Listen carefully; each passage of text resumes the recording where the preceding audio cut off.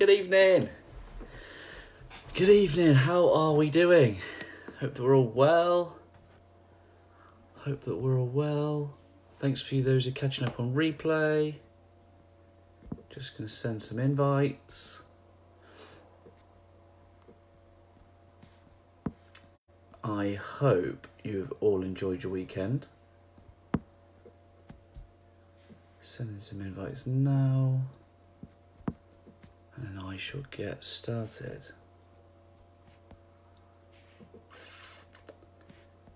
Wow, it is warm in my office again this evening. There you go, that'll do. That'll do. I can't sit here and just send endless amounts of invites. There we go, who have we got on? Hayley's on, Jess is on. How are we doing? People are joining as we speak. Nice one. Good to see you guys. Hope that we are all well. Hope you've had a really, really enjoyable weekend. Danielle, how are we doing? So yeah, here we go. Episode 6. Episode 6 of the Always Better Than Yesterday interview sessions. So if this is your first one and you're checking it out for the very first time, thank you for joining. Really, really appreciate it. And for those of you that are coming back and supporting me in my lives, then I really hope that I'm adding you some value, and that's why you're coming back. Because these sessions are all about me being a bit nosy, me trying to find out a little bit about the mindset of successful and inspiring people. Now, that's kind of how I work, that's how I operate. I'm nosy and I like to know what makes other people tick and how they develop themselves and other people. So what better way than finding out about that and then sharing it with other people so that you guys can benefit too. So thanks for joining. Thanks for coming back if you have. And as Hayley says, absolutely, I need to get the ice pack on my phone. So the last 2 lives I've done, coincidentally, they were both with Craig McHugh, and my phone was too hot. It cut out sort of towards the end of the live. So I'll be mindful. So I'm just about to bring David on, but before I do, I just want to introduce him. And I think, when was it? It was a couple of months before Christmas. It was probably autumn last year when this account called Just a Thought started following me on Instagram and interacting with all my posts. And I really liked the way it looked and the branding and the colours, and I'm a visual person, and it kind of attracted me. And I was liking some of the posts and the quotes that were going up, and then he advertised that it was from his book.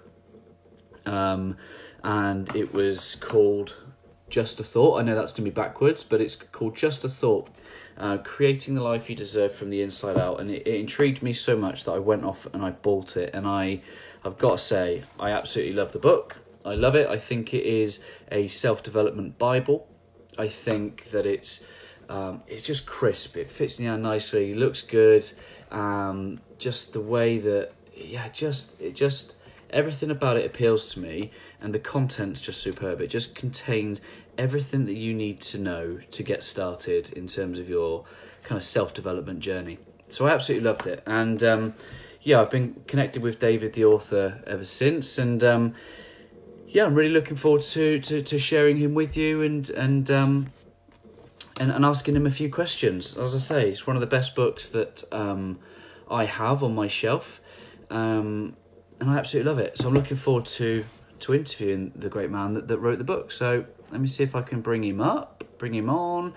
He's online. Just need to have your phone in landscape, my friend, and then hopefully we should be good to go. It's on the phone, not the laptop. I don't know about iPads, but as long as you're in the horizontal, the landscape, it won't let me invite you at the moment, David. So if you're on a laptop, it won't work. It needs to be on the phone, and it needs to be landscape. Abdi, my friend, how are you? Good to see you. Let me just see if I've got a message. Trying to join. Wi-Fi should be a sec or two. Drop me a comment, David. Let me know how you're getting on. Let me see if there's anything I can help you with. And I know that Hayley will be doing the drum roll in the background, as she's been doing every week. Let me see if I can invite you now. Oh, he's gone off. He's still better of it. So let me just give 2 minutes while he tries to get connected. Let me know how your week's been. Let me know how your weekend's been, just to fill some time while we sort out the technical. So yeah, it was my mum's birthday this weekend. We spent the weekend camping. Trial run for the kids. First time the kids have ever been camping. So I think it was pretty much a success. A very, very successful. Lots of beers had. Me, not the kids. And lots of sunshine. So David's back on. If you are, let me just see if I can try and message him on the computer. There we go. I can add him. Add.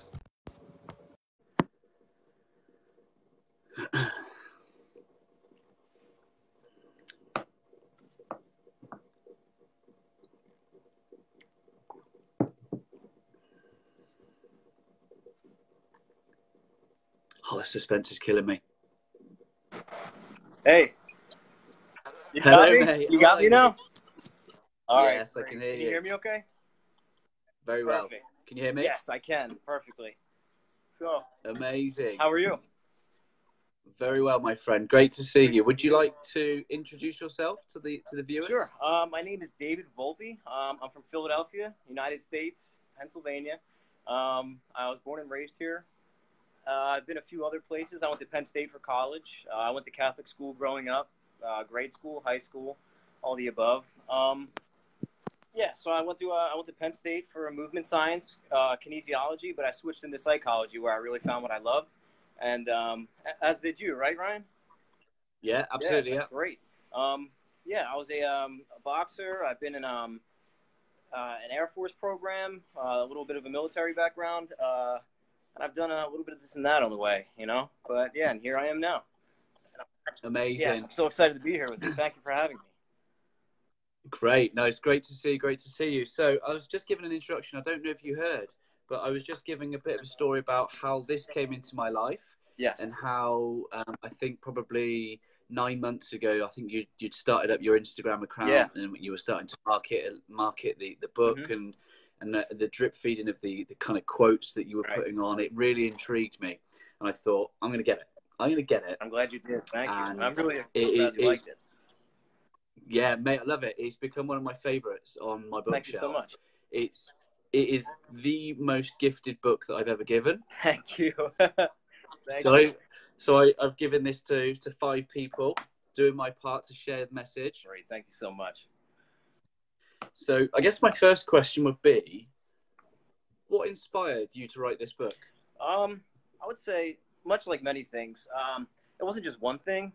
Like a culmination of events over years and experiences, ups and downs, rises and falls, and things like that. But I think the switch flipped for me, really, when I was 19 and my best friend died. So that was really, as morbid it is to think about, you expect your parents to die, someday. Aunts, uncles, grandma, grandpa, all, you know what I mean? Everyone who's older than you, years ahead, generations, lifetimes ago, things like that. But you never expect somebody that's going to be there for the rest of your life to just, and then they're gone. So that was a real wake-up call, how I was living, how I wanted to live. And it really put everything in perspective. So from then on, I started to live accordingly to knowing that, I'm not going to be here forever. None of us are. So why not do the things that exactly I want to do and create the life that I see in my head, and not be so worried about what society tells us to do or like what we're supposed to do, because we're not supposed to do anything really, and it all comes down to choices, consequences. And I just started living life accordingly in light of, making essentially the best of the worst situation. And from then on, in college, I was working as a massage therapist for a few years, and I spent thousands of hours with hundreds of millions of clients. And you have them there for just say an hour, right? A little hour relaxation period. And sometimes people want to nod off and go to sleep, and that's great. And other times you have talkers, people that want to talk and engage, and the last thing I wanted to talk to them about is housework, living for the weekend, right? Or, same old, same old. So they're there to relax. So I wanted to bring their mind out of that, have a rejuvenation of mind and body. So I would ask them questions like, where did you always want to travel? What did you always want to do? 5 years from now, where do you see yourself? 10 years from now, you know, what beach do you see yourself on? Or what have you always wanted to do that you never did? And things like that, just to get the creative juices flowing in their minds and kind of, you know, have it a back and forth, things that people really don't talk about every day. And it's nice to be asked that too. And you know, I wanted to be that outlet for somebody that least expected it. Oh, I'm going to get a massage. I didn't really expect to have a conversation like this, or just, you know, had my mind turning too. So at the end of it, some people started to ask me like, hey man, could you write that down? Or, oh, that was a nice piece of advice. Do you mind writing that down? And from there, I kept all the little Post-it notes I had, and then I created the Instagram account under the book name, which hit me in the middle of the night. It was at like 3 p.m. and it just hit me, and I created it at like 3 a.m. And then from there, it kind of just snowballed. And then all the chapters and lessons along the way is taken from experience, mentors, parents, friends, everything. You know, just taking it all in and really experiencing it and putting it all out in the best way and most positive way possible. And that's pretty much how everything came to be. That's amazing. And it's interesting, isn't it? Because, like, you know, I'm very kind of interested in the way that Simon Sinek talks around the golden circle and the why, the how, and the what. And, you know, quite clearly what you were was, you know, a massage therapist at the time. And, you know, but there was clearly some sense of purpose within you that led you to, you know, treating your clients in different ways than just your average. Right. I've always had this weird, like, connection. I felt I wanted to be connected to people. And I don't know, it's just like an insatiable hunger that I need to, you know, if someone's within arm's length of me, I like to start a conversation and just get to know somebody. And if I had the opportunity to connect with someone and make their day just a little bit better, I would. So that's kind of how all that started. And then, like I said, I was going to school for one thing and on a path that I eventually realized I really didn't want to do it. You know what I mean? And I stopped and asked myself, I was like, if I don't want to do things like what, then why am I doing it? So and that's when I've always wrote like poems, stories, things like that. I don't know, I've always written things, and it kind of woke that up in me a few years ago that if I put 100% into it and you work like you do anything else, then I think I can, you know, make this my life, and I'm happier for it. You know, I've never been happier. Amazing. Yeah. So who did you write this book for? Who should go out and pick up a copy? I guess anybody who wants more, anything. You know what I mean? And I think I said it in one of the last pages. You know, it's not a bad thing to want more, and it's not selfish to want more either. You know, I want more happiness. I want more success. I want more in this area, more in that area. And I kind of wanted to combine it in every single section of life. And I divided the book into 5 sections and 52 chapters to cover everything, so everyone, anywhere, can pick up this book, flip to a page, and relate to it. So this book was written literally for you and anybody else. Like, you pick it up, and I wanted it to feel like that it was written for you. I don't think I used the word I about myself once in there, because I mean, some books are like that, you know what I mean? Like Self-Made Billionaires. You know, it's nice to know how they do things. So it's like, oh, I did it like this. But for someone like me, I wanted to make it all about you. So anybody can walk by a bookstore or Amazon and pick it up and find something that resonates with them. And that's what I really wanted to do. That was my goal. Yeah, I really liked it. And I think, you know, it's very clever, the thing you've done on the very first page as well, is almost to sign this contract around, you know, are you willing to do, you know, these 7 points? And really powerful way to start a book. You know, it really just goes, it's almost like, are you ready for this? You know, do you want this? Are you know what you're letting yourself in for, sort of thing? And it's, you know, welcome to the rest of your life. It's so powerful for a book, you know, it really just grabs you. Just wanted to, just get your mind in the right realm, and, you know, just really get you right there. The other thing is, I like the quotes that you put in, and I think my favourite one was the Mike Tyson one, that everybody's got a plan until they get punched in the face. Simple, sweet, and there's nothing truer than that. You know? Yeah. Do you have a favourite quote in the book? That's definitely one of the top 3. I think maybe number 1, the first quote that I wanted to put in there, and it was probably one of the first quotes that I put on the Instagram account, if I remember correctly, by Oscar Wilde. To live is the rarest thing in the world. Most people exist, and that is all. And that one always stuck with me year after year, year after year. Whenever I would do anything that I wasn't really feel like, just say I was in the middle of something, I just didn't feel like I was living. You know what I mean? I felt like I was breathing, but I wasn't living. And I see people like that all the time, in line at, we have Wawa over here. It's the local place. You get coffee in the morning, gas and all that. So you walk in and you can't help but to notice the long faces, the 1,000-yard stares of people that don't want to be there to do things. They're not excited about their day. They don't want to do what they were about to do. And that's when that quote really, it just turns in my mind. And I'm like, wow, I hope my face doesn't look similarly to that. And then to live is the rarest thing in the world. And that was a really big motivator for the book for me. Love it. So, so obviously this book's come out of some challenging, tough times, and were there things that you had to do to consciously develop your mindset around self-development, or was it? Years leading up to this, like my family and everybody would joke, like I don't know, I had this like weird streak of bad luck, like a black cloud was falling over my head for years that we thought. And I've had some, really tough and dark times.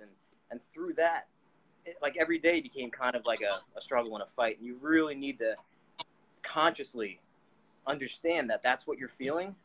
And you can drag yourself out of things like that. And you can put your mind in a different place. Like how you feel now, you can change that in 5 minutes I know you meditate all the time. And you can really take 5 minutes, pause, and the rest of your day doesn't have to be like it was. You can reset. And you can reset your energy. You can reset everything. And sorry, my phone was doing something. So I had to consciously, in times like that, to really bring myself out of my body, see myself, what I was doing. I had to change courses of action, mindset, and things like that. And it's not easy. Anybody who does it and tries to bring themselves out of tough times or a tough day, it sticks with you. You know what I mean? All you want to do is quit. All you want to do is give up or lay in bed. But then you think to yourself, that's not me. You know what I mean? I'm down for the count, but I got to get up. You have to, because what's the alternative? There is none. And being from Philadelphia, you've got those steps from the Rocky scene to reset your state. I've got to come and see you, mate. At one point, go for a beer and go and run up those steps. Oh my God, yeah, it's great. Honestly, it's awesome. Just like the movie, it really is. Has the place settled down yet after the Super Bowl win? Well, it hasn't been the same, I'll tell you that. I knew it wasn't going to be the same either. It changed the whole entire. Everybody's happier. People are nicer to each other. Everybody wears an Eagles shirt. Everyone wears an Eagles hat. It's insane. But that lasted for like a month. That whole giant uproar of everything. Like you saw the videos that I posted, I'm sure. And I did. Yeah, it was literally like a circus here for like a month. And then after that died down, we settled into this new feeling of, okay, that's nice. We feel good now. But yeah, it's crazy. Yeah. Yep. We could have had the same today if we'd just made it through to the final of the England World Cup. We've had very similar feelings in this country that you describe around that united, bringing sport being powerful and bringing people together. It's more about what unites us than divides us. Oh my God, it's such a powerful thing. It's crazy to see something like that brings millions of people together. From all different walks and people. It doesn't matter. You're all together there, and then that sucks. I was keeping track of that too. And I wish you guys would have made it. No, it's okay. We're used to it by now. We move on. Yeah, that's how we felt with the Eagles. That was our first Super Bowl. We haven't won in 100 million years. That was the first one. Amazing. Yep. Amazing. Savor it. So, I guess talking about that Rocky analogy, you're down, but you got to get out. Was there anything or someone that helped you most? Yeah, there's been a few people along the way, really. My parents are really strong with helping me out and everything. I could always bounce things off of them, and that's really nice to have as an outlet like that. And I know not a lot of, not everyone has, an outlet like that, and I'm grateful to have it. My sister, she's someone I'm very close with too, and she's nice to talk to all the time. I have a small circle of really good friends, and they're always there for me. I'm always there for them. A few mentors along the way. I've worked for in the past jobs I've had, I've picked small businesses to work for so I can work under and alongside the owner, because I like to understand their mindset and how they, you know what I mean? I want to learn from the people that I strive to one day become. And so, yeah, I've had a lot of mentors in the past that, you know, maybe they're different jobs or maybe they're different people, personalities, but either way, at the end of the day, with the same mindset that they're here, this is where I want to be, and this is how, and all things like that. So really, it's really nice to bounce things off of them too. It's interesting you say about the mentor, because I think, you know, this is my 6th interview session that I've done, so the 6th week that I've done. And I think that is a common theme that's coming out in people is, you know, like yourself, inspiring and successful, you know, you've said that you've got a mentor, you know, so the majority of the other people that I've spoken to. And I guess, what do you look for in a mentor? Someone who has real resilience for life, because I've worked for people in the past that when things get tough with their business or whatever they're doing, you know, they get really discouraged and angry and negative and pessimistic and things like that. And then things don't work out for them and they wonder why. And then I'm left to, you know, pick up the pieces because I was the employee and things like that.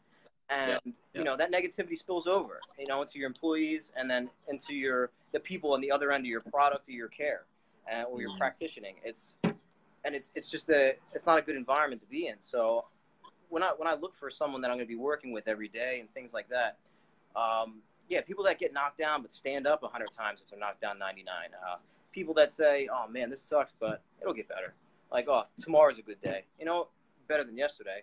Things like that. Like always like that. So if you find somebody with a real positive mindset and someone who kind of picks themselves up and rises others up with them, and, you know, isn't condescending, isn't, you know, I'm better than you or anything like that. Like someone that says, you know, they see a little bit of themselves in you and say, you know, I was where you are. I was you one day. You know what I mean? This is how you do it. Or this is how I can see myself in you. Let me show you this. Things like that. And I love to learn. And I like to learn from people like that and pick people's brains like that. So that's who I usually look for when I want to learn from somebody like an elder or anything like that. Yeah. Amazing. Love it. So you just mentioned being better than yesterday. So obviously I'm really passionate about, you know, being always better than yesterday. Yes. But what does that mean to you, being better than yesterday? Well, everything I've done yesterday, the day before, last year, years prior, we all make mistakes and we all, you know, have triumphs, and the triumphs are great. And you learn from those, but you more importantly learn from the mistakes. And I got myself into thinking a long time ago, and it's really helped me more than anything. Like, I've never failed at anything. Maybe I failed in the moment, but I've never failed at anything. I've always just learned. You know, I learned what didn't work. I learned what I shouldn't do. I learned things like that. So just today, just say I made a mistake, and then tomorrow, okay, I didn't fail at that. No, you know what? I'm going to be better today than I was yesterday. And every single day moving forward, I do that. I try to, you know, if I wrote for 5 minutes yesterday, I try to write for 10 minutes today. If I read one book last week, maybe I'll try to read 2 this week or something like that. And just always constantly improving and just keeping that hunger about yourself. And that really helps you. You know what I mean? It's like, and yesterday's gone too. So you can't really, think about it. You can't dwell in the past either. So you can just kind of touch upon it and say, okay, that's what I learned from there. And this is what I'm taking away to guide me into the future. Yeah. So do you have any kind of habits, rituals, routines that help you continually move forward? Yeah, I do keep pretty strict rituals about me. I wake up every day for work at like 5:30. So, you know, I do that thing. And then, but yeah, when I come home and I have free time for myself, especially on weekends and everything, I always make it a point to do 3 things every single day. I have to go to the gym, no matter for like 5-10 minutes, just because I'd hate myself tomorrow if I didn't go today. I'd say, oh, I should have went.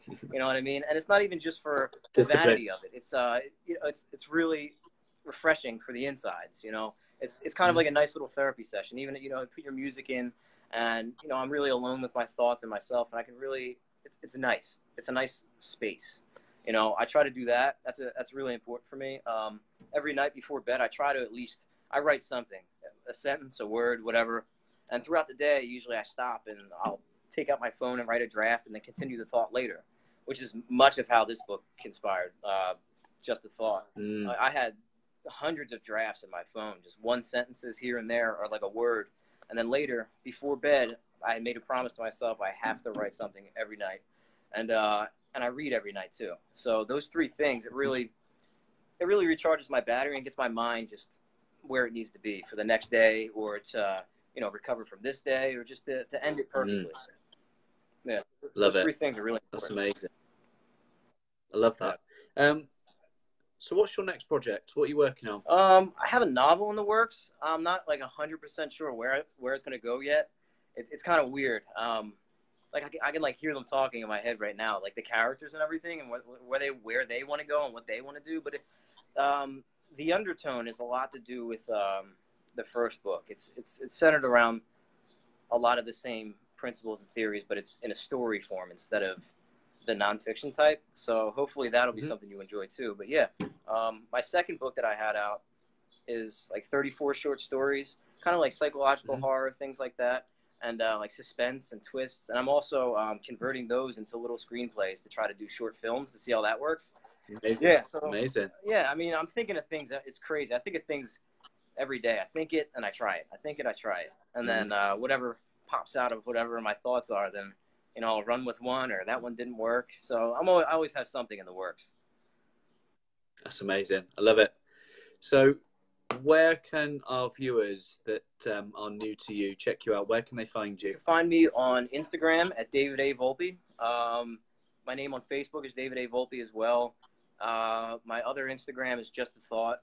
I think it's one word, Just a Thought Book. So you can find me there, and it's also linked in my Facebook and Instagram. My website is davidavolpe.com. So yeah, those three places is where you can find me best. And I always respond. I always get back to people, and it's really important that you do that. I really enjoy comments and talking to people and meeting people like you. This is amazing. I would have never had the opportunity without social media and things like this. Absolutely. Yeah, so it's really a blessing to have. Amazing. I just want to thank you for your time. I want to thank you for writing such an incredible book. Thank you for enjoying it. I absolutely love it. You'll see my notes. I've read it. I'm highlighting bits. Thank you so much. So for those of you that are watching now, for those of you that are catching up on replay later, drop in your comments. Drop in your comments for David if you've got any questions. Yeah, of course. Reach out. I'm sure you'll jump in and you'll answer them. Yes, I will. 100%. Reach out. Ask me anything. Yep. Amazing. Thank you, David, thank you so much for your time. Thank you for joining me. Oh, thank you for having me. If you want to share your if you want to share your social media channels in the comments, then people can just jump in and then go straight to that. All right, perfect. Amazing. Have a wonderful rest of your week. Thank you. You too, man. Thank you. Nice one. Have a great Take care, everybody. Much love. Thank you, everybody, for watching. See you later, guys.